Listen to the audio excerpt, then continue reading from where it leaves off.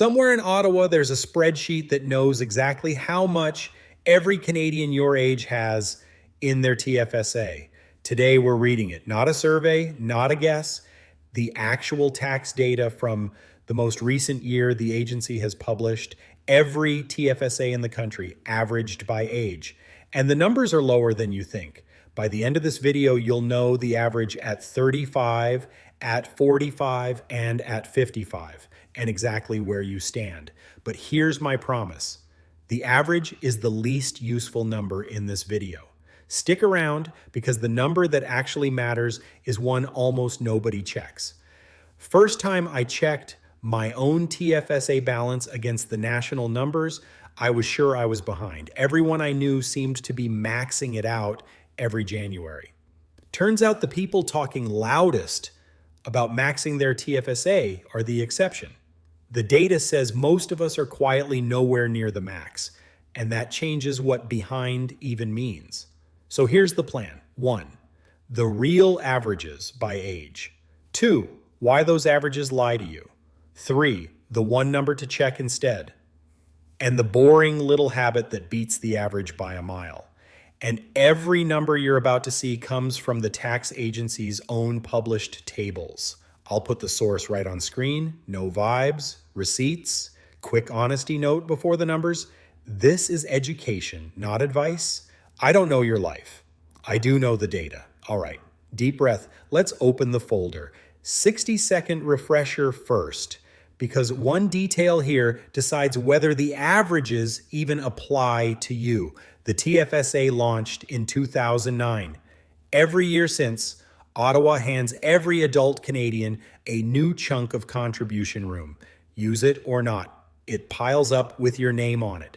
This year's chunk alone is $7,000. And if you've been an adult since 2009, your lifetime pile is $109,000 of room. Important asterisk. That full pile only belongs to people who were already 18 back in 2009, turned 18 later.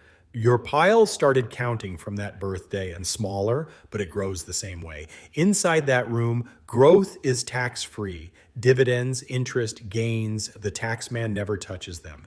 Not when they grow, not when you take them out. Take money out, and the room you used comes back the following January. The TFSA forgives.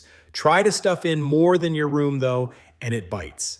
The overstuff penalty is 1% of the excess. Every single month it sits there. Know your room before you contribute. Your bank's number can lag. The tax agency's account page is the referee. And crucially, a TFSA is a container, not an investment. It can hold cash, sure, but also index funds, stocks, bonds, the works. Remember that word, container. It's the whole third act of this video. One more thing people get wrong. Your room grows whether or not you've ever opened a TFSA. Never touched one?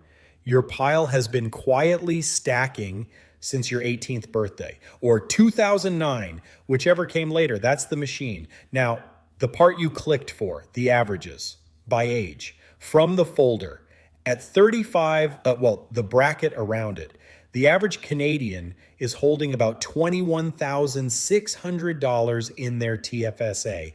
Pause. If you're around 35, is your balance above or below that? Actually picture your number. This video works better if you keep score. At 45, the average climbs to about $28,100. A decade of raises, a decade of compounding, and the average moved by less than the price of a used car. Hold that thought, it's a clue. And at 55, about $43,500. That's the average one decade out from the classic retirement line. Put the three side by side and the latter is real. Each decade does add money. But look at the ceiling. Remember, the lifetime room is $109,000. Even at 55, the average Canadian has used less than half the space Ottawa gave them. The doors are open. The rooms are mostly empty. Younger or older than my 3 checkpoints? Here's the fuller picture. Late 20s, about 14,000. Early 30s, about 18,500. Early 40s, about 24,100. Early 50s, about $35,200. Into the 60s, the average keeps climbing about 52,400 just before the traditional retirement line, about 59,300 just after. And across every adult in the country, the overall average sits at about $38,600. Notice something? The line never jumps. No age where Canadians suddenly catch up. Just a slow, steady shuffle upward, which tells you this is about habits, not windfalls. So, scorekeepers, above your bracket's average, below it, either way, hold your verdict because the average itself is about to go on trial. If this is useful so far, the subscribe button is right there. This channel reads the government tables so you don't have to. That's the whole deal. Now, why the average is lying to you. Here's the trick averages play. Picture 10 people at a bus stop. 9 have modest TFSAs. The 10th maxed out every January since 2009 and invested it well. That one maxed out account drags the group's average way above what the typical person actually holds. The average is not the middle. It's the middle plus the millionaires. So when you compare yourself to the average, you're partly comparing yourself to a small club of super savers. If you're below average, statistically speaking, you're normal. Want proof the typical Canadian isn't remotely maxed out? The folder has a second column, not what people have, what they have left. The average Canadian TFSA holder is sitting on about $52,700 of unused tax-free room. That's the national average of empty space. And it's not just one age group. Around 35, there's about 66,900 of empty room on average. Around 45, about 66,100. Around 55, still about $57,600. Read those two charts together and the national picture flips.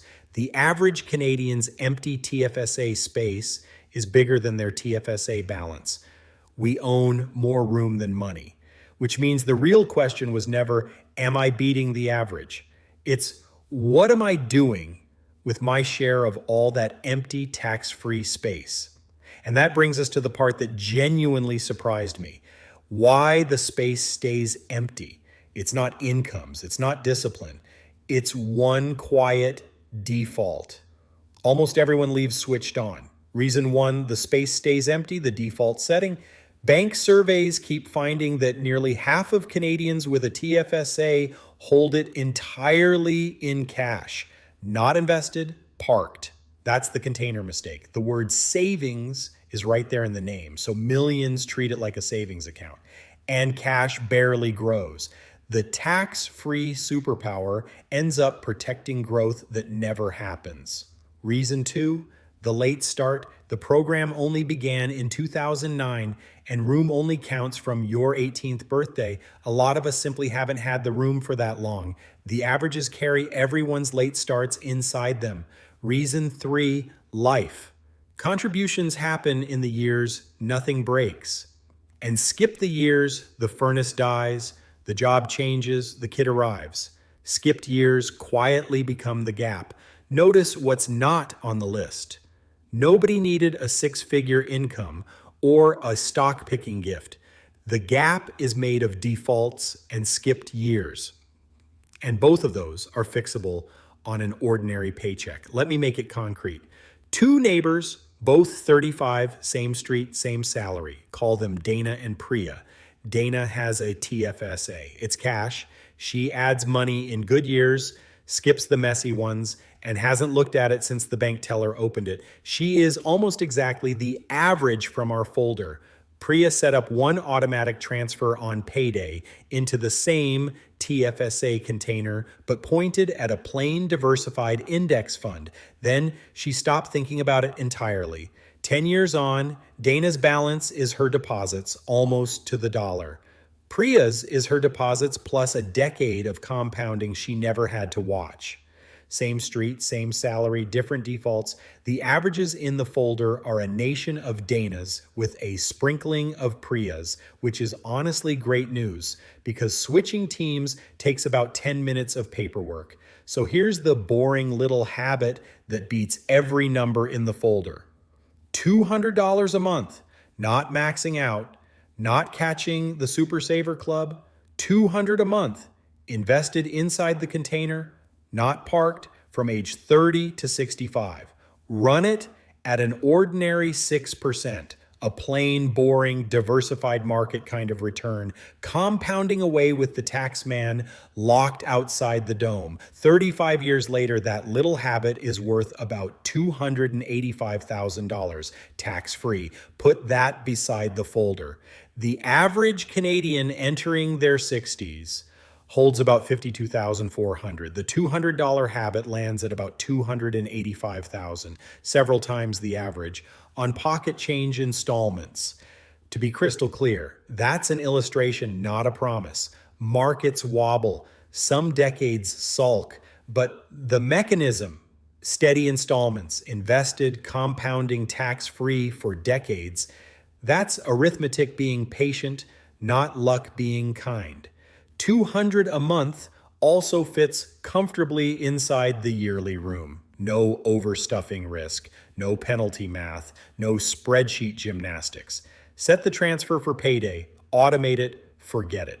Your future self does the remembering. Now, the objection I can hear through the screen, Mike, I'm not 30. Is it too late?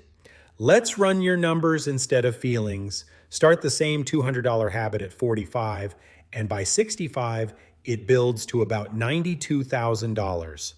Comfortably clear of the about $28,100 the average person your age is holding today. Start at 50 with 15 years of runway, and the habit still builds about $58,000, more than the about $43,500 the average 55-year-old holds right now. Read that again. A 50-year-old starting from zero can outbuild today's average 55-year-old before retirement. Same installment, same boring fund. The only ingredient you can't buy back is the years you spend deciding. And remember whose room is biggest. From the folder, the average person in their late 50s still has more unused room than most people's entire balance. The space is there. It's been waiting for you the whole time. So no, it's not too late. Later just means the habit works harder per year, and honestly, it's up to the job. The verdict then. The averages you came for are real. Modest at 35, modest at 45, honestly still modest at 55. But the average is where Canadians are, not where you should aim. Aiming for the average is aiming for a C- from a class that mostly didn't study. 3 numbers to carry out of here. Your bracket's average, for perspective, not for pride. Your unused room, the real scoreboard sitting in your tax agency account tonight, and $200 a month, the boring habit that beats the folder at any age.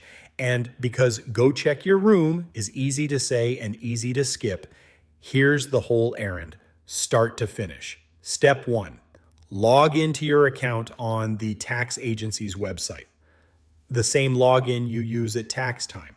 Step 2, find the TFSA section. Your contribution room is listed right there as a single dollar figure. The government has literally been keeping score for you this whole time.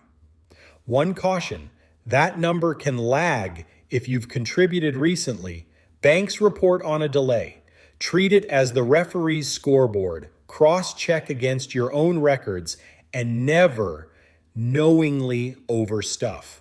Remember the penalty. Step 3, whatever that number is, that's your headline from tonight, not my averages. Write it on the fridge if you have to. Then aim the automatic transfer at it and let the $200 habit start shrinking it. Then point a boring automatic transfer at that room and let the container do the one thing it was built to do. Grow money the tax man never touches. If you'd rather not wire all that up yourself, an app like Wealthsimple can automate the whole thing. The The payday transfer, the investing, all of it. My link's in the description. Full disclosure, it's a referral link, so I may get a small bonus at no extra cost to you. Now settle a debate in the comments. Were you above or below your age's average? And be honest with me, is your TFSA invested or parked in cash? I read everything, and the parked cash confessions are my favorite genre. If you want the next step, the video on your screen right now breaks down the TFSA against the RRSP and the new first home account, which to fill first and why. It's the natural sequel to what you just watched. I'm Mike. This was education, not financial advice. Your money, your call. See you in the next one.